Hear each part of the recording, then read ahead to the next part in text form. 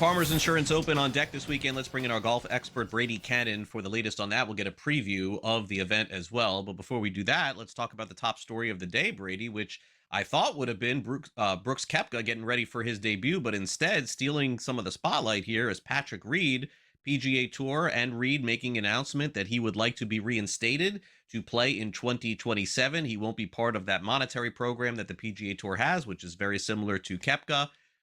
But here we go. I mean, it just feels like now the floodgates are going to open, not with necessarily great players, but this just absolutely indicates what I think, Brady, could be the beginning of the end of LIV Golf.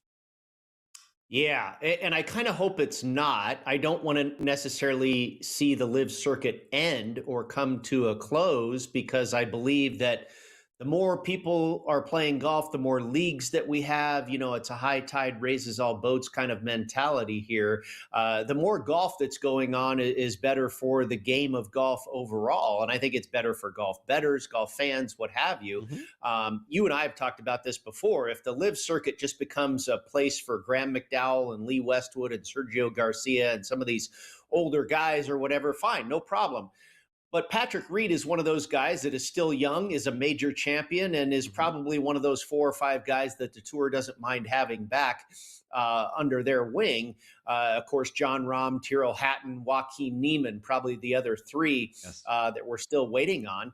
I didn't even realize, but apparently Kevin Na and Pat Perez and Hudson Swafford, lesser names there, but apparently they have been granted some return type scenario as well. The punishment, the punitive damages have not been laid out just yet. What I'm reading about Patrick Reed is that he might be able to return for the fall series, like in late August or something after the Tour Championship. I guess the deadline that they made with Koepka was around February 2nd, which is like next Monday. So I don't expect anything's going to happen between now and then. But yeah, I mean, this is really amazing. Koepka, I thought the tour did a great job in acting very quickly to hand out the punishment, which I thought was very fair, and get him back in and going as quickly as possible. And now, like you say, the dominoes are starting to fall. Yeah, definitely so. Bryson DeChambeau, another name that we'll have to keep an eye on to Right. see what he ends up doing. Very popular name on that tour as well. All right, so as Brady mentioned, Koepka is back. Here he is at his press conference this week ahead of the Farmers Insurance Open. Couple times a year. Yeah, I'm super excited about it. Obviously, Scotty's been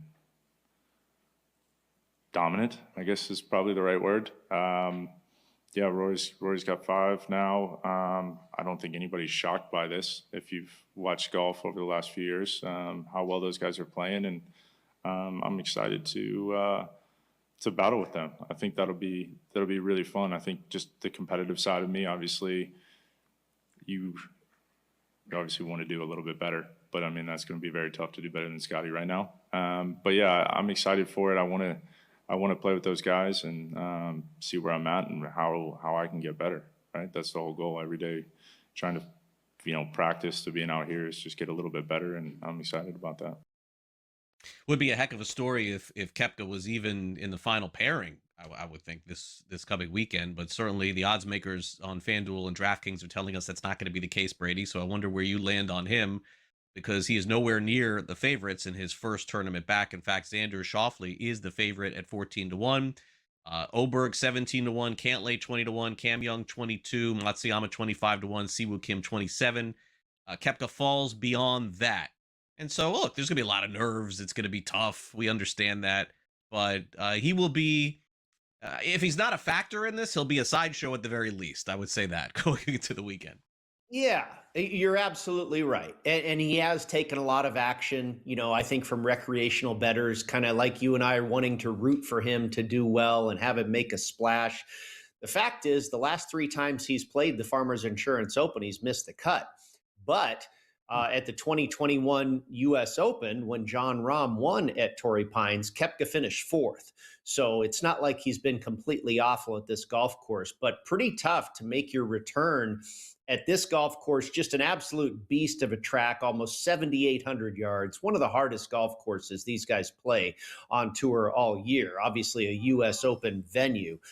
So it's not like he's returning to the John Deere Classic or something like this. This is going to be tough. And a young up and comer. I think he's from Spain, Marco Penge, big hitter. He's in this field this week. And I saw in a head to head matchup versus Koepka, he's about minus 150, minus 160 to beat Koepka in a full tournament matchup. And I've seen odds anywhere from 50 plus to 90 to 1 on Koepka to win the thing. So you're right. The odds maker's not expecting a whole lot out of Brooks here. I hope he proves them wrong. I'd love to see just even a top 20 finish, I think would be a great start. So Scotty Scheffler's not in this, so that opens up the field for one of Brady's long shots this week. All right, exactly. so let's get that's the deal here, right? When he's not in it, huh? I mean, is he unreal or it's my ridiculous. goodness, it is. I mean, it is. It's ridiculous. Fun, all right, so you've got some 40 to 1s and then a couple of 100 to 1s. Wow, big numbers this week. It was last year. We talked about this last year at right here at the Farmers at Torrey Pines. We hit Harris English at 110 to 1. So we'll see if we can get that going again.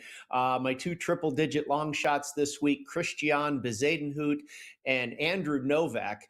Bezuidenhout is not a big hitter, and this is a big boy golf course, but he hits it very straight, hits his irons very well. He has a tremendous short game, and he's done well in the past. So he is certainly a long shot. Novak, I'm a little surprised his price is this high. He's a real up-and-comer. Hits his long irons great. You're going to have a ton of approach shots here at Torrey Pines from 200 yards or better. And Novak is one of the best guys in the field at exactly that. The Poana putting greens, you've got to get guys that can putt well on this quirky surface, guys that historically have done well here. And then the rest of the way, outside of those long shots, I pretty much went with big hitters who have good history here, Craig. That's Taylor Pendrith, Keegan Bradley, the U.S. Ryder Cup team captain, has done great here in the past. Patrick Rogers, he's done well here, finished 3rd here at the Genesis Invitational last year. And then finally, who was the other guy I went with? Højgaard, Nikolai Højgaard, who I had for a runner-up here a couple years ago. See if he can get all the way to the top this year. Triple digits from Brady Kannon. All right, place your bets this weekend. Thanks again, Brady. You bet, my friend.